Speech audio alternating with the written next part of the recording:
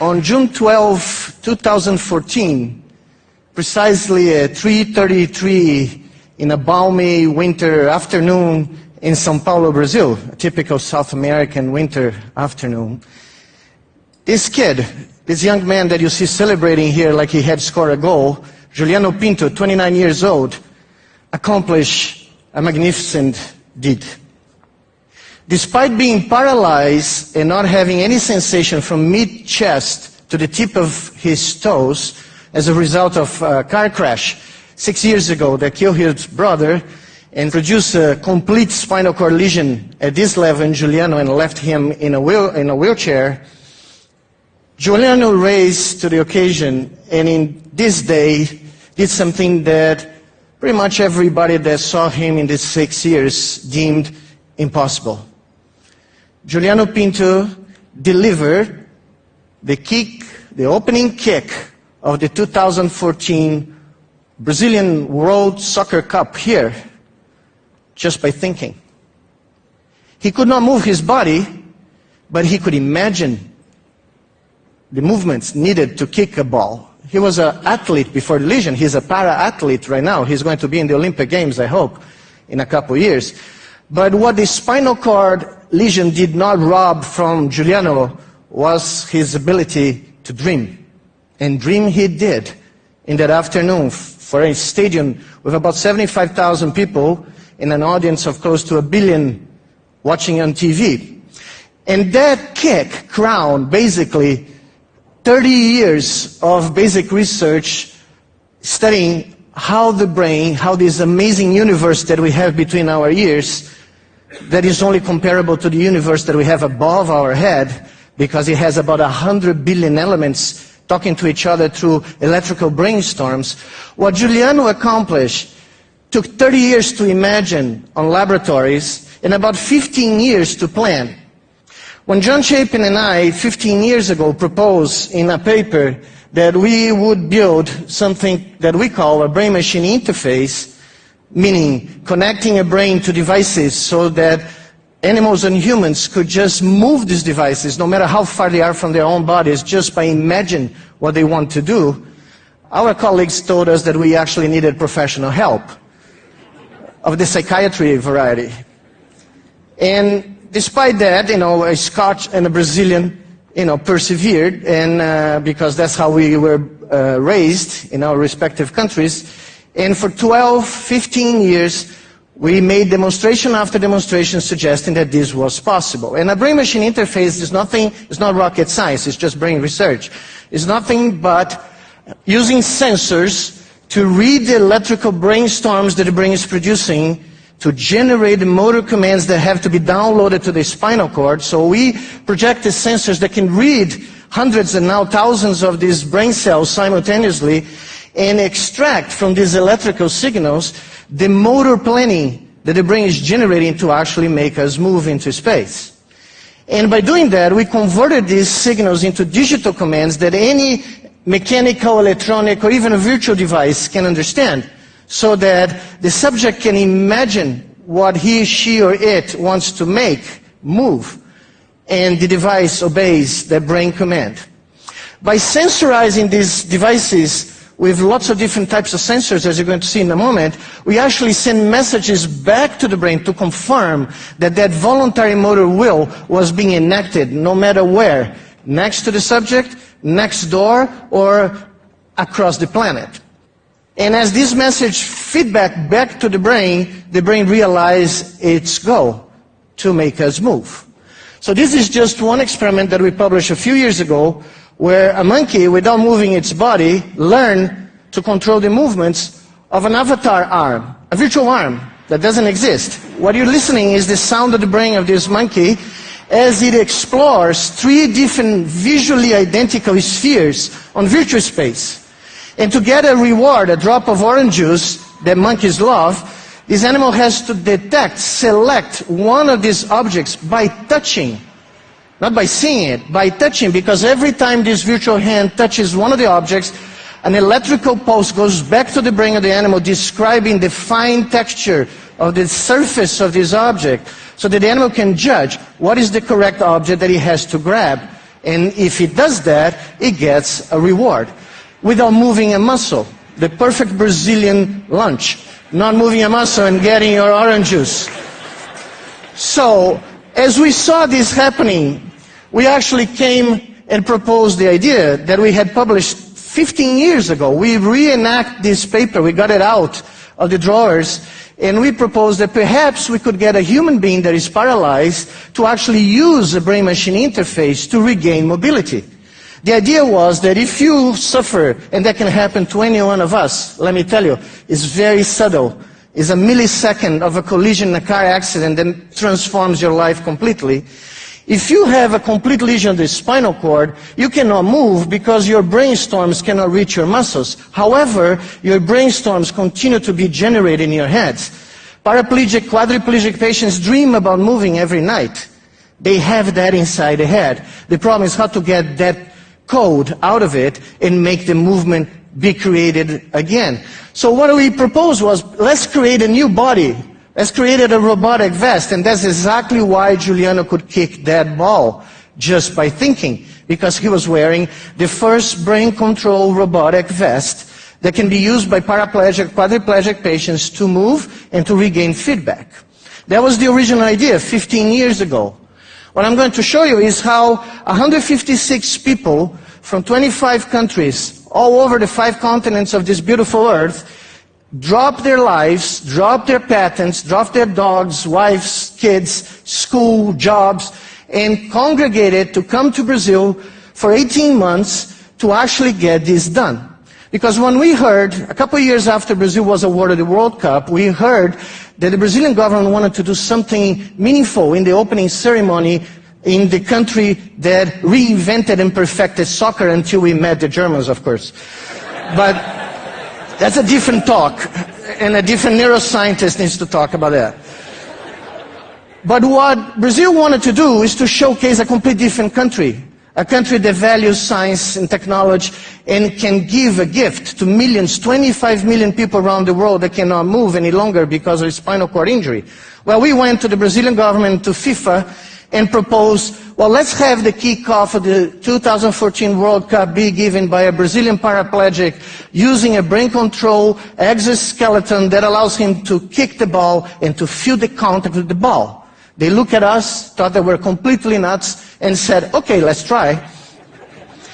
We had 18 months to do everything from zero, from scratch. We had no exoskeleton, we had no patients, we had nothing done.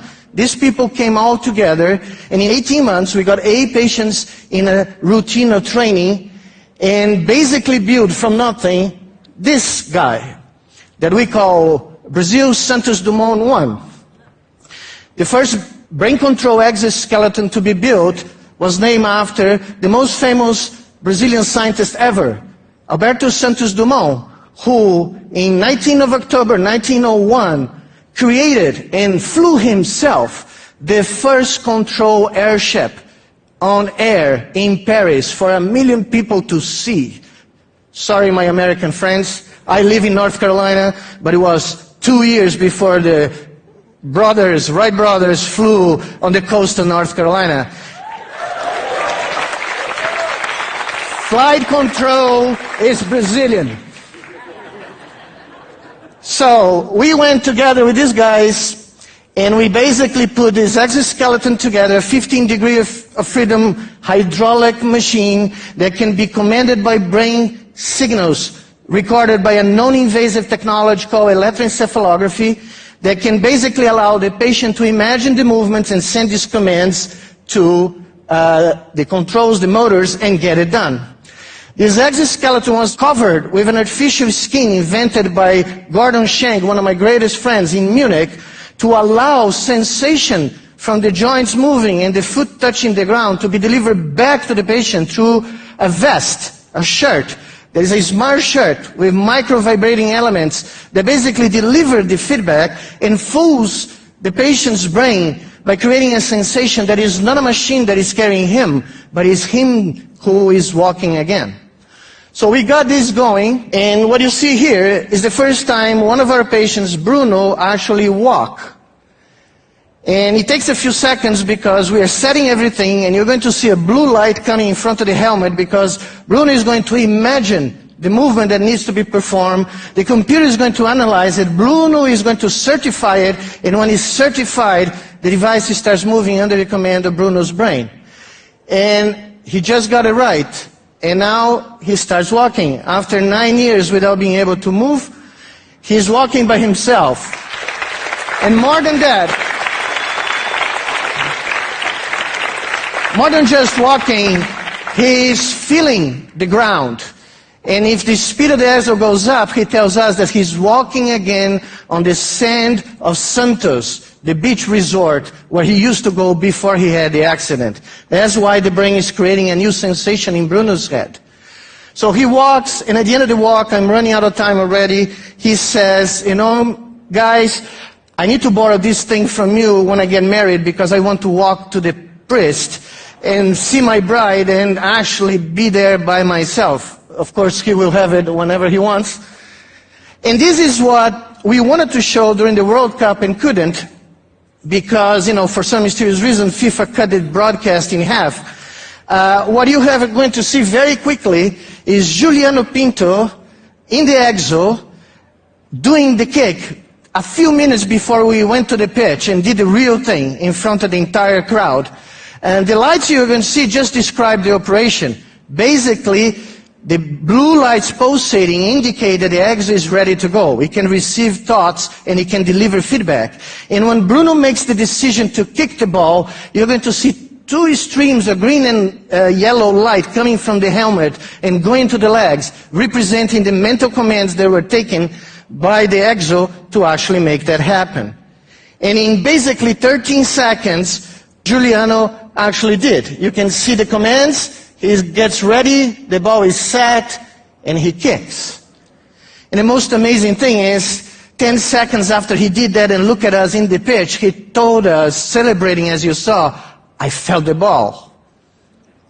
And that's priceless. So where this is going to go, I have 2 minutes to tell you that is going to the limit of your imagination. Brain actuating technology is here.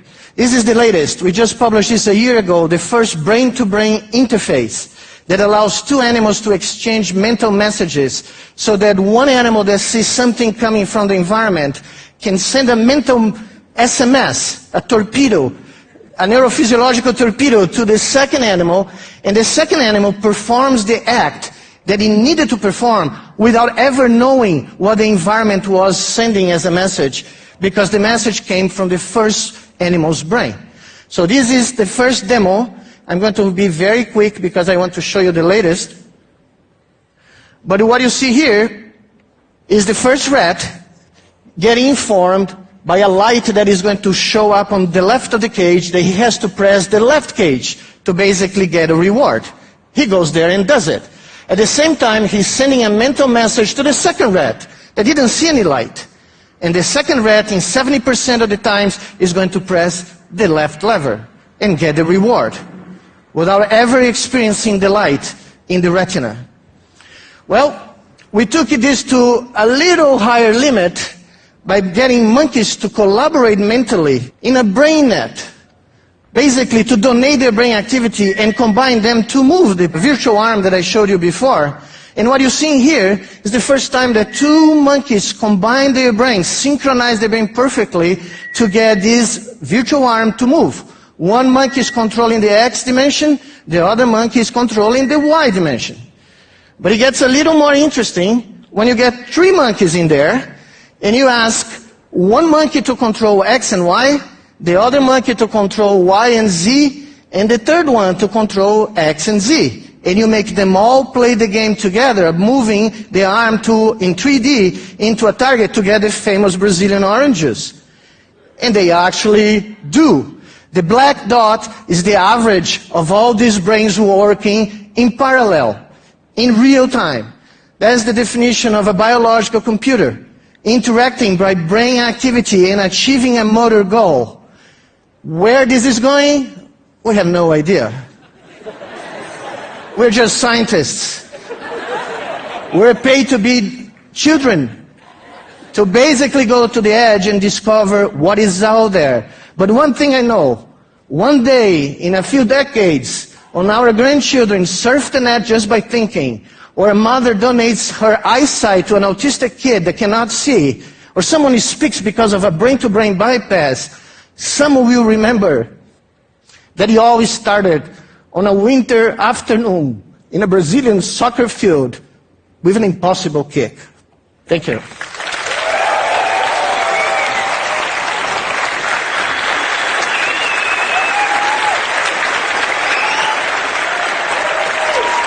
you. Thank you.